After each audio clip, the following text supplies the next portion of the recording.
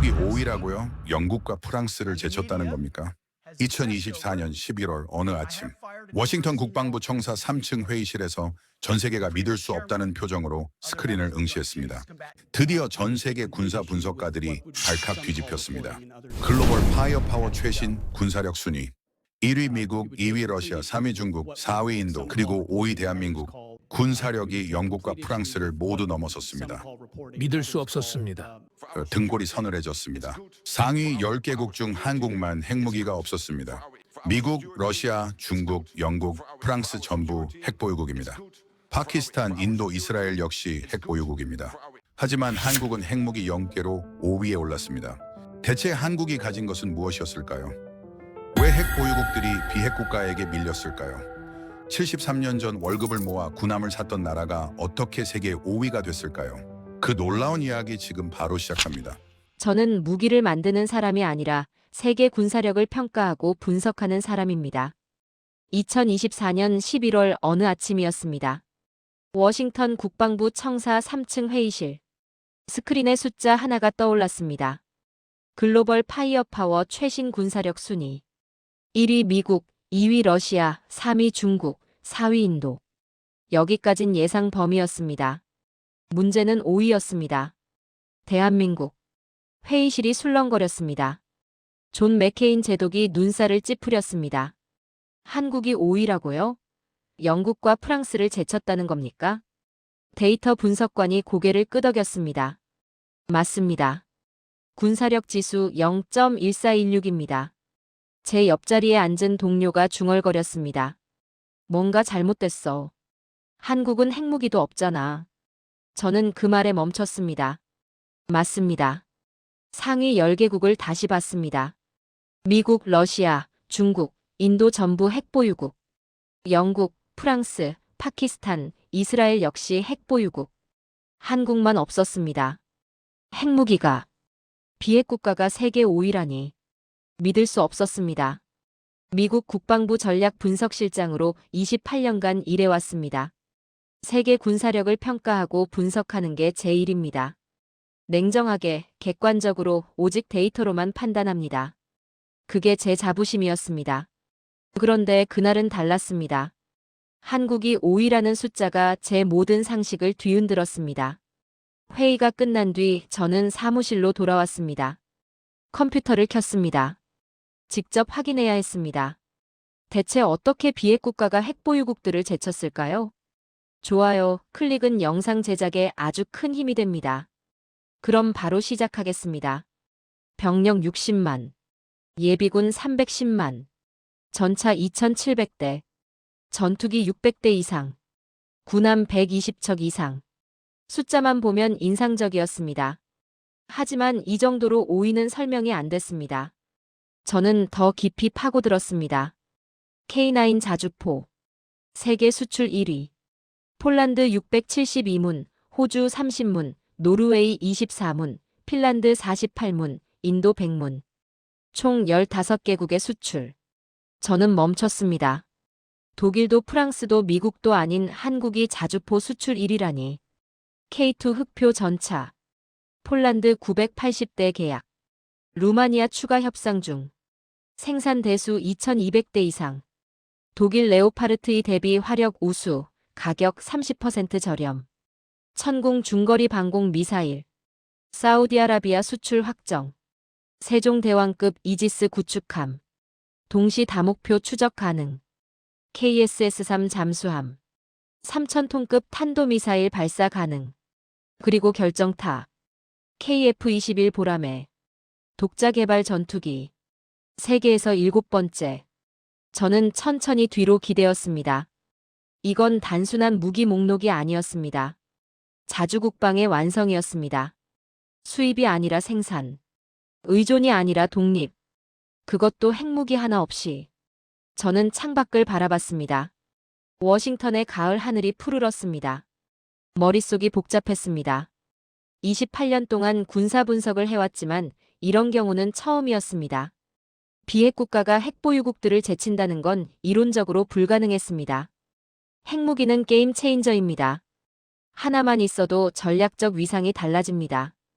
영국과 프랑스가 여전히 강대국으로 불리는 이유도 핵 때문입니다. 그런데 한국은 그게 없었습니다. 동료 하나가 들어왔습니다. 해리슨, 아직도 그거 보고 있어? 저는 고개를 끄덕였습니다. 이해가 안 돼. 핵도 없는데 어떻게 5위야? 그가 웃었습니다. 통계 착시겠지 뭐. 실전에선 다를 거야. 저는 대답하지 않았습니다.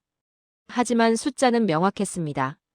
군사력 평가 지수 0.1416, 영국 0.1443, 6위, 프랑스 0.1478, 7위, 일본 0.1601, 8위. 한국이 그들을 모두 넘어섰습니다. 그날 밤 저는 집에 가지 않았습니다.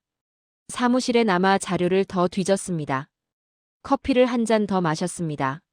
새벽 2시가 넘어가고 있었습니다. 그때였습니다. 오래된 보고서 하나가 눈에 들어왔습니다. 1951년 한국 해군 자료. 저는 무심코 펼쳐봤습니다. 그리고 한 문장에서 멈췄습니다. 1951년 8월 15일 해군 장교 62명이 월급을 모아 전투함 PS 사남을 구입했다. 저는 다시 읽었습니다. 월급을 모아서 개인 돈으로 군함을 샀다는 겁니까? 다음 문장이 더 충격적이었습니다.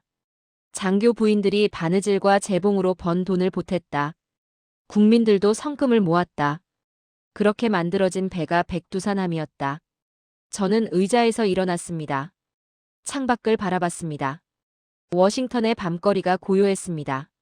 제 머릿속은 그렇지 않았습니다. 월급으로 군함을 샀다.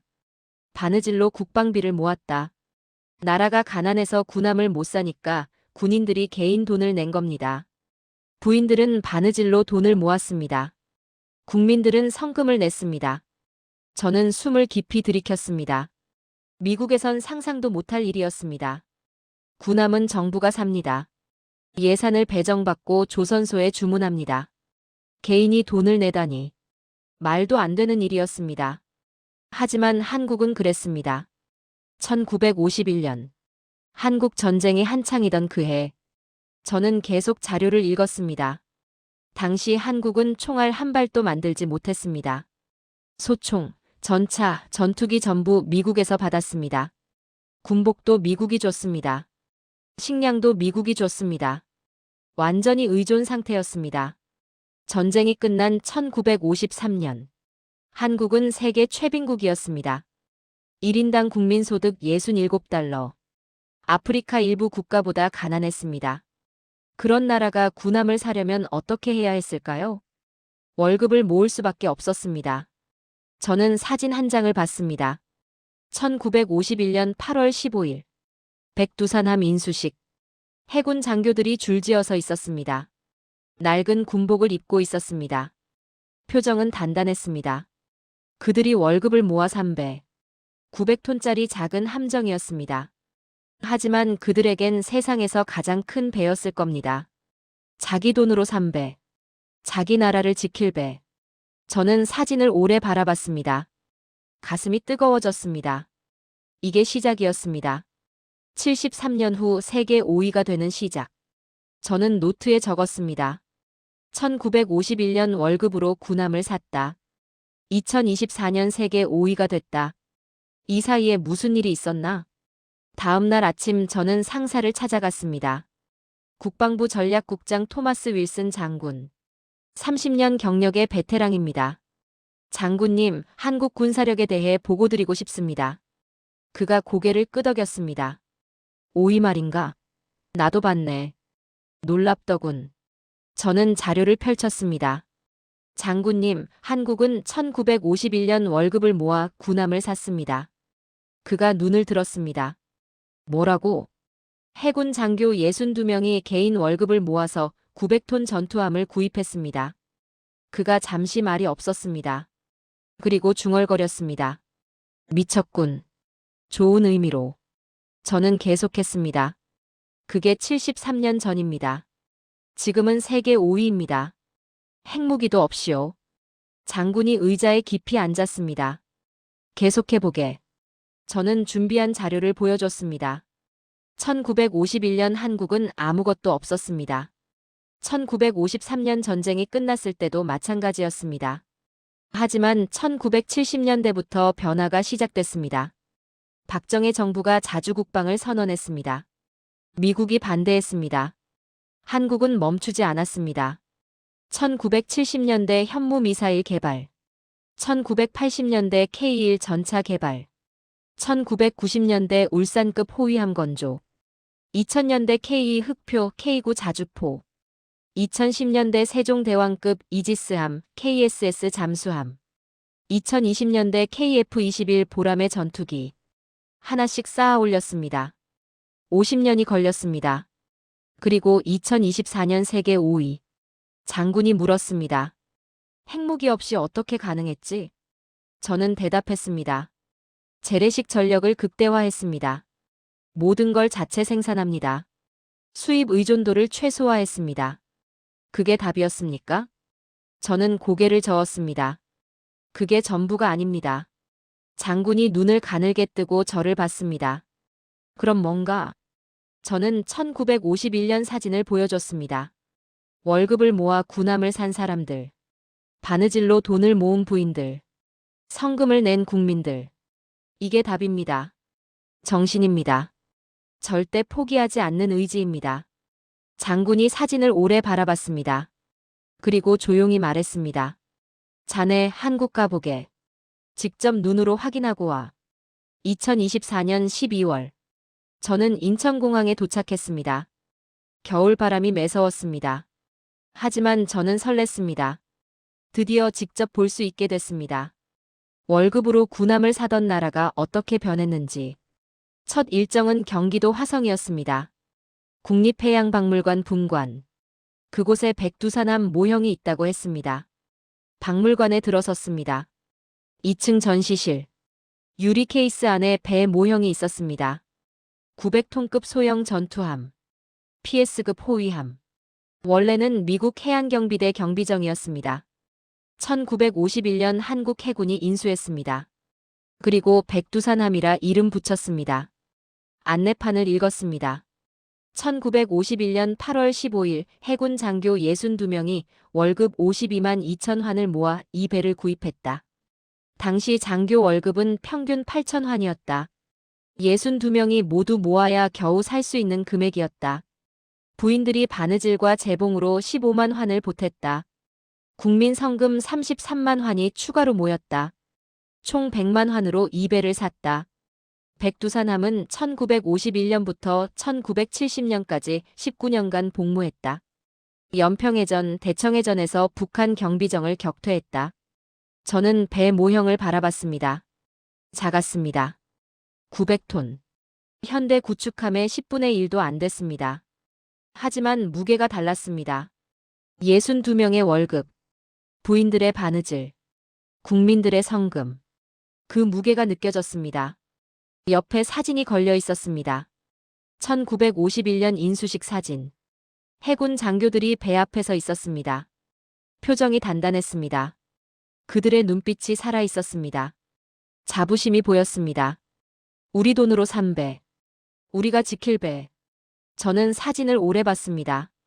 그리고 깨달았습니다. 이게 시작이었다는 걸. 오후엔 서울 용산으로 이동했습니다. 전쟁기념관. 한국전쟁 전시실로 들어갔습니다. 1950년 6월 25일. 북한의 남침. 한국군은 속수무책이었습니다. 전차도 없었습니다. 전투기도 없었습니다. 중화기도 부족했습니다. 미군이 아니었으면 서울은 사흘 만에 함락됐을 겁니다. 실제로 사흘 만에 함락됐습니다. 미군이 개입했지만 부산까지 밀렸습니다. 인천 상륙작전으로 반격했습니다. 서울을 되찾았습니다. 중국군이 개입했습니다. 다시 후퇴했습니다. 1951년 전선이 교착됐습니다. 1953년 7월 27일. 정전협정. 전쟁이 멈췄습니다. 하지만 끝나지 않았습니다. 전시실을 나왔습니다. 야외 전시장으로 갔습니다. 전차들이 줄지어 있었습니다.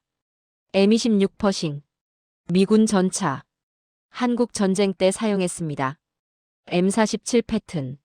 1950년대 미국에서 공여받았습니다. M48 패튼. 1960년대 도입.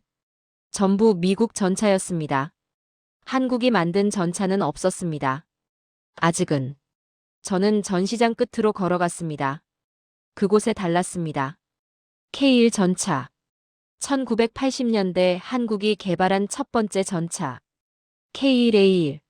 1990년대 개량형. K2 흑표. 2010년대 완성. 세계 최고 수준. 저는 K2 앞에 섰습니다. 55톤. 120mm 활강포. 1500마력 엔진. 복합장갑. 능동 방호체계. 독일 레오파르트 2보다 화력이 강했습니다. 가격은 30% 저렴했습니다. 폴란드가 980대 계약한 이유였습니다. 저는 전차를 올려다봤습니다. 1950년 한국은 전차 한 대 없었습니다. 2024년 한국은 2700대를 보유했습니다. 그것도 자체 생산으로. 74년 만의 변화. 저는 숨을 깊이 들이켰습니다. 이게 가능했던 이유가 뭘까요? 다음 날 저는 경남 창원으로 갔습니다. 하나 디펜스 공장. K9 자주포 생산 라인. 새벽 6시에 도착했습니다. 공장 정문이 열렸습니다. 근로자들이 줄지어 들어갔습니다. 묵묵했습니다. 말없이 각자 위치로 향했습니다. 저는 그 뒷모습을 봤습니다. 새벽부터 일을 시작하는 사람들. 이들이 세계 1위 자주포를 만드는 사람들. 공장 안으로 들어갔습니다. 거대한 생산 라인이 펼쳐졌습니다. 자동화 시스템. 로봇팔이 장갑판을 용접했습니다. 컨베이어 벨트가 부품을 실어 날랐습니다. 근로자들이 조립했습니다. 검수했습니다. 테스트했습니다. 효율성이 놀라웠습니다. 한 달에 15대. 1년이면 180대. 세계 어느 나라도 따라올 수 없는 속도였습니다. 생산 라인 끝에 완성된 자주포가 서 있었습니다. K9 썬더.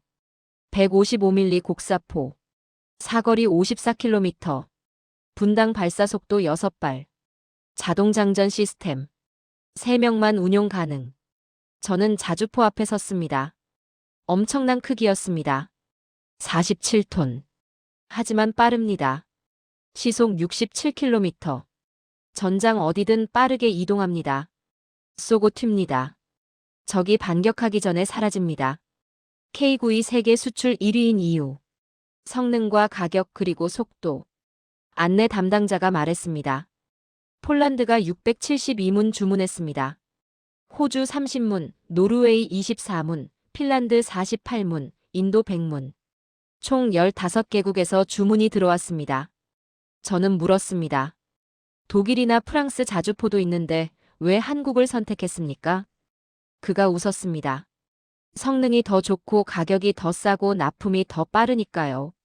간단했습니다. 시장의 선택. 품질과 가격과 속도. 한국이 세 가지를 다 잡았습니다. 저는 생산 라인을 천천히 걸었습니다. 용접 불꽃이 튀었습니다. 기계음이 울렸습니다. 근로자들이 묵묵히 일했습니다. 한 근로자가 장갑판을 용접하고 있었습니다. 불꽃이 사방으로 튀었습니다. 손이 흔들리지 않았습니다. 정확했습니다. 빨랐습니다. 저는 그에게 물었습니다. 힘들지 않습니까? 그가 고개를 들었습니다. 땀으로 얼굴이 젖어 있었습니다. 힘들죠. 하지만 이건 우리 무기니까요. 우리가 안 만들면 누가 만듭니까? 저는 그 말에 멈췄습니다. 우리가 안 만들면 누가 만드냐? 1951년 백두산함을 샀던 장교들도 같은 생각이었을 겁니다. 우리가 안 사면 누가 사냐? 우리가 안 지키면 누가 지키냐? 73년이 지났습니다. 생각은 변하지 않았습니다.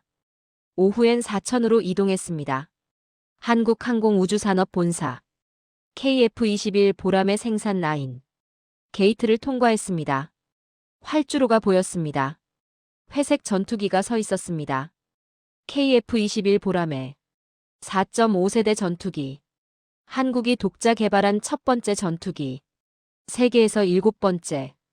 미국, 러시아, 중국, 프랑스, 영국, 스웨덴 그리고 한국. 저는 전투기 앞에 섰습니다. 쌍발 엔진. 델타 날개, 카나드, 스텔스 설계. 아름다웠습니다. 경납고로 들어갔습니다. 엔지니어들이 일하고 있었습니다. 젊었습니다. 20대, 30대. 컴퓨터 화면을 들여다보고 있었습니다. 설계도를 수정했습니다. 시뮬레이션을 돌렸습니다. 수석 엔지니어가 다가왔습니다. 환영합니다. 미국에서 오셨죠? 저는 고개를 끄덕였습니다. KF-21에 대해 듣고 싶습니다. 그가 웃었습니다. 10년 걸렸습니다. 총 개발비 8조 7천억 원. 쉽지 않았습니다. 왜 어려웠습니까?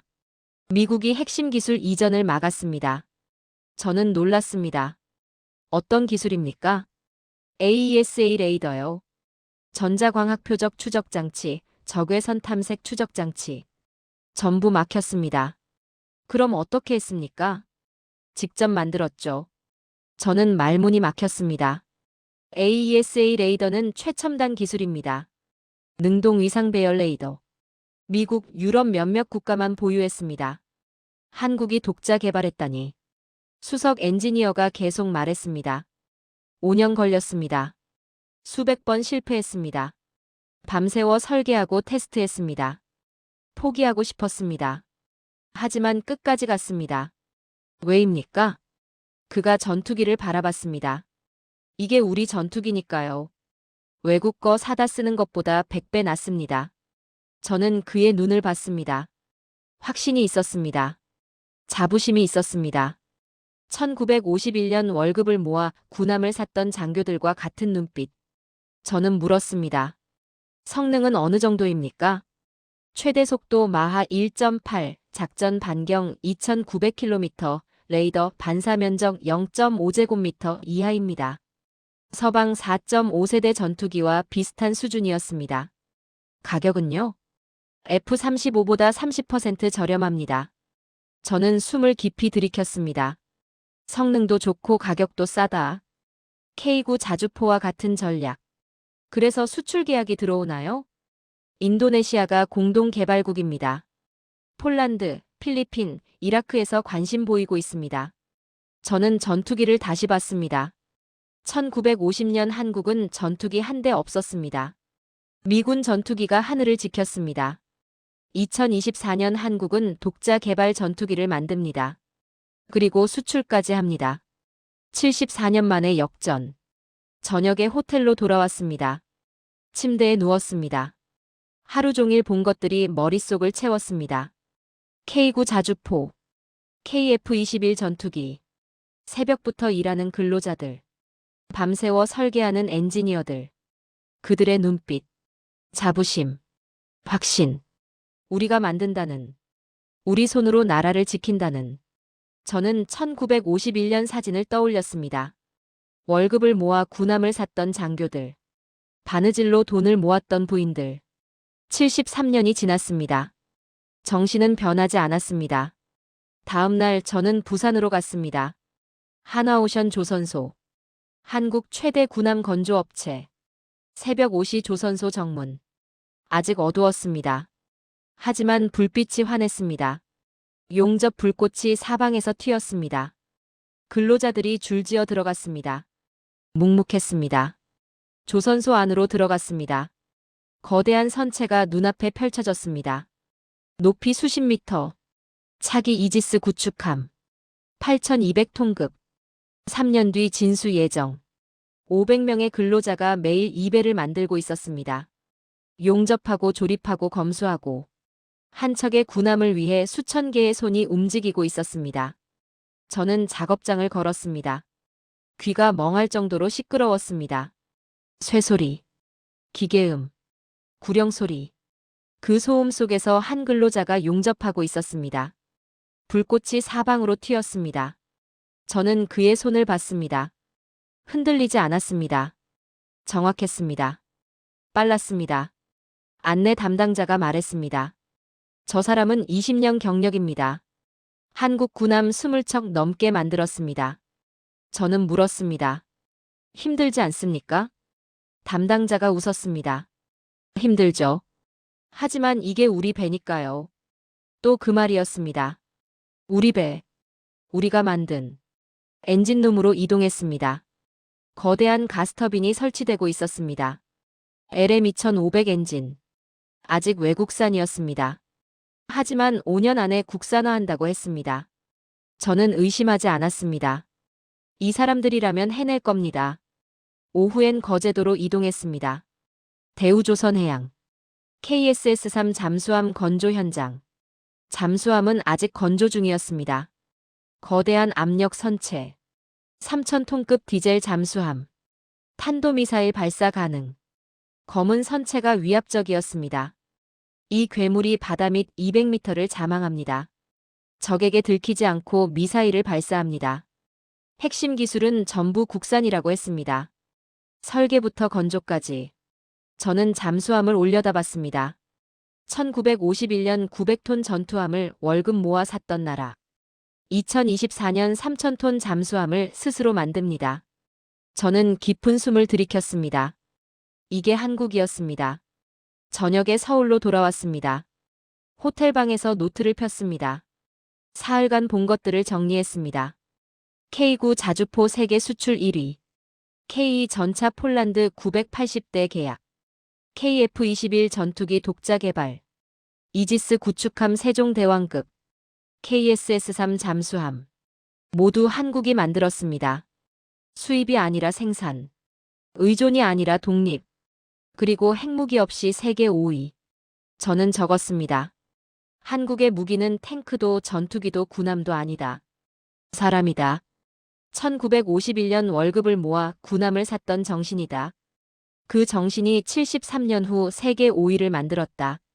다음 날 저는 용산 국방부를 방문했습니다. 한국 국방부 전략기획관과 면담. 김준서 중장. 35년 경력. 저는 물었습니다. 장군님, 한국은 어떻게 핵무기 없이 세계 5위가 됐습니까? 그가 잠시 생각하더니 말했습니다. 선택이 아니라 필수였습니다. 무슨 뜻입니까? 북한이 바로 위에 있습니다. 휴전 상태입니다. 언제 전쟁이 재개될지 모릅니다. 우리는 스스로 지킬 수밖에 없었습니다. 핵무기는 고려하지 않았습니까? 그가 고개를 저었습니다. 미국이 허락하지 않습니다. 국제사회도 반대합니다. 그래서 재래식 전력을 극대화했습니다. 전략이었군요. 아닙니다. 생존이었습니다. 저는 그 말에 멈췄습니다. 생존. 선택이 아니라 필수. 김 중장이 계속 말했습니다. 1950년 우리는 아무것도 없었습니다. 미국이 아니었으면 나라가 사라졌을 겁니다. 그 교훈을 잊지 않았습니다. 다시는 그런 일이 없도록 스스로 힘을 키웠습니다. 70년이 걸렸습니다. 그렇습니다. 하지만 포기하지 않았습니다. 저는 물었습니다. 가장 힘들었던 순간은 언제입니까? 그가 창밖을 바라봤습니다. 1970년대입니다. 자주국방을 선언했을 때 미국이 반대했습니다. 기술 이전을 막았습니다. 예산도 부족했습니다. 많은 사람들이 불가능하다고 했습니다. 하지만 해냈습니다. 우리가 안 하면 누가 합니까? 또 그 말이었습니다. 우리가 안 하면 누가 하냐? 1951년 월급을 모아 군함을 샀던 장교들. 2024년 자주국방을 완성한 군인들. 73년. 정신은 변하지 않았습니다. 면담을 마치고 나왔습니다. 국방부 청사 앞 광장. 거기 동상 하나가 있었습니다. 6.25 전쟁 참전 용사 동상. 낡은 군복을 입은 군인. 총을 든 모습. 표정이 단단했습니다. 저는 동상 앞에 섰습니다. 1950년 이 사람들이 싸웠습니다. 아무것도 없었습니다. 하지만 포기하지 않았습니다. 지켰습니다. 이 나라를. 그 후손들이 73년 후 세계 5위를 만들었습니다. 저는 깊은 숨을 들이켰습니다. 이제 이해했습니다. 한국이 세계 5위가 된 이유를. 핵무기가 없어도 된 이유를.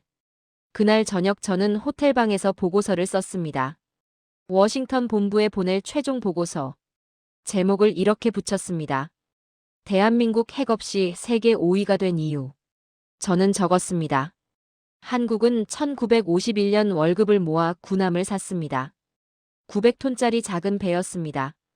해군 장교 62명이 개인 돈을 냈습니다. 부인들이 바느질로 돈을 모았습니다. 국민들이 성금을 냈습니다. 나라가 가난해서 군함을 못 사니까 개인이 돈을 낸 겁니다. 이게 시작이었습니다. 그 정신이 73년 동안 이어졌습니다. 1970년대 자주국방을 선언했습니다. 미국이 반대했습니다. 기술 이전을 막았습니다. 한국은 멈추지 않았습니다. 직접 개발했습니다. 1980년대 K1 전차를 만들었습니다. 처음이었습니다. 어설펐습니다. 하지만 시작이었습니다. 1990년대 울산급 호위함을 건조했습니다. 설계부터 건조까지 국산이었습니다. 2000년대 K2 전차 K9 자주포를 완성했습니다. 세계 최고 수준이었습니다. 2010년대 세종대왕급 이지스함 KSS 잠수함을 만들었습니다. 2020년대 KF-21 전투기를 독자 개발했습니다. 세계에서 7번째였습니다. 50년이 걸렸습니다. 하지만 포기하지 않았습니다. 2024년 한국은 세계 5위 군사 강국이 됐습니다. 병력 60만, 예비군 310만, 전차 2,700대, 전투기 600대 이상, 군함 120척 이상. K9 자주포 세계 수출 1위. K2 전차 폴란드 980대 계약. KF-21 독자 개발 전투기. 모두 한국이 만들었습니다. 그리고 핵무기는 없습니다. 상위 10개국 중 유일합니다. 어떻게 가능했을까요? 재래식 전력을 극대화했습니다. 모든 걸 자체 생산했습니다. 수입 의존도를 최소화했습니다. 하지만 이게 전부가 아닙니다. 진짜 이유는 정신입니다. 1951년 월급을 모아 군함을 샀던 정신. 우리가 안 하면 누가 하냐는 정신. 절대 포기하지 않는 의지. 그게 73년 동안 이어졌습니다. 새벽부터 일하는 근로자들. 밤새워 설계하는 엔지니어들. 비 속에서 훈련하는 군인들. 그들이 한국을 만들었습니다. 한국의 무기는 탱크가 아닙니다. 전투기도 아닙니다. 핵무기도 아닙니다. 사람입니다. 절대 무너지지 않는 정신입니다. 이것이 한국이 핵 없이 세계 5위가 된 이유입니다. 저는 보고서를 마쳤습니다. 그리고 마지막 문장을 적었습니다. 나는 28년간 군사 분석가로 살았다. 수많은 강대국을 연구했다. 핵보유국들을 분석했다. 그러나 오늘 나는 배웠다. 진정한 강함은 핵무기의 개수가 아니라는 것을. 절대 포기하지 않는 정신이라는 것을. 그 정신의 이름은 대한민국이다. 저는 펜을 내려놓았습니다. 창밖을 봤습니다. 서울 야경이 빛나고 있었습니다. 고층 빌딩들, 밝은 불빛들, 평화로웠습니다. 하지만 저는 알았습니다. 이 평화는 공짜가 아니라는 걸. 1951년 월급을 모아 군함을 샀던 장교들. 2024년 새벽부터 공장에서 일하는 근로자들. 그들이 이 평화를 지키고 있다는 걸. 2025년 1월. 저는 워싱턴으로 돌아왔습니다. 국방부 회의실. 제 보고서를 발표했습니다. 동료들이 듣고 있었습니다. 저는 말했습니다. 한국은 1951년 월급을 모아 군함을 샀습니다. 73년 후 핵 없이 세계 5위가 됐습니다. 이게 데이터입니다. 한 동료가 물었습니다. 그게 가능한가? 가능합니다. 제가 직접 봤습니다. 다른 동료가 끼어들었습니다. 하지만 핵무기가 없잖아. 실전에선 다를 거야. 저는 고개를 저었습니다. 틀렸습니다. 한국의 재래식 전력은 세계 최고 수준입니다. K9 자주포, K2 전차, KF-21 전투기 모두 증명됐습니다. 회의실이 조용해졌습니다. 저는 계속했습니다. 한국은 선택이 아니라 필수로 강해졌습니다. 북한이 바로 위에 있습니다. 휴전 상태입니다. 스스로 지킬 수밖에 없었습니다. 70년 동안 포기하지 않았습니다. 그 결과가 세계 5위입니다. 윌슨 장군이 물었습니다. 자네 결론이 뭔가? 저는 대답했습니다. 한국을 과소평가하면 안 됩니다. 그들은 진짜입니다. 회의가 끝났습니다. 동료 하나가 다가왔습니다. 해리슨, 한국 다녀오더니 완전히 변했네. 저는 웃었습니다. 직접 보면 압니다. 그날 저녁 저는 개인 노트를 폈습니다. 한 달간의 여정을 정리했습니다. 2024년 11월 순위 발표. 한국 5위. 충격. 의심. 1951년 월급으로 구남 산 이야기 발견. 깨달음. 한국 방문. 공장. 조선소. 엔지니어들. 근로자들. 그들의 눈빛. 확신. 저는 적었습니다. 나는 한국에서 배웠다. 진정한 강함은 무기의 숫자가 아니라는 것을. 핵무기의 개수가 아니라는 것을. 절대 포기하지 않는 정신이라는 것을. 1951년 월급을 모아 군함을 샀던 62명의 장교. 바느질로 돈을 모았던 부인들. 성금을 낸 국민들. 그들이 시작했다. 73년 후 그 정신이 세계 5위를 만들었다. 이것이 대한민국이다. 저는 노트를 덮었습니다. 창밖을 봤습니다. 워싱턴의 겨울밤이 고요했습니다. 하지만 제 마음은 그렇지 않았습니다. 뜨거웠습니다. 여러분, 저 제임스 해리스는 28년을 군사 분석가로 살았습니다. 수많은 나라를 연구했습니다. 핵보유국들을 분석했습니다. 미국, 러시아, 중국, 프랑스, 영국. 전부 봤습니다. 하지만 한국만큼 제 가슴을 뛰게 만든 나라는 없었습니다. 1951년 그들은 월급을 모아 군함을 샀습니다. 900톤짜리 작은 배. 62명의 장교가 개인 돈을 냈습니다. 부인들이 바느질로 돈을 모았습니다. 국민들이 성금을 냈습니다. 나라가 가난해서 군함을 못 사니까 개인이 산 겁니다. 73년이 지났습니다. 2024년 한국은 세계 5위 군사 강국입니다. K9 자주포 세계 수출 1위. K2 전차 폴란드 980대 계약. KF-21 독자 개발 전투기. 세종대왕급 이지스함. KSS-3 잠수함. 모두 한국이 만들었습니다. 그리고 핵무기는 없습니다. 상위 10개국 중 유일합니다. 이게 기적입니까? 아닙니다. 결과입니다. 73년간 포기하지 않은 의지의 결과입니다. 저는 이제 압니다. 진정한 강대국은 핵무기를 많이 가진 나라가 아니라는 걸. 절대 무너지지 않는 정신을 가진 나라라는 걸. 그 정신의 이름은 대한민국입니다. 코리아 편지였습니다. 여러분 가정에 따뜻한 행복이 가득하시길 진심으로 바라겠습니다. 건강하시고 행복하십시오. 감사합니다.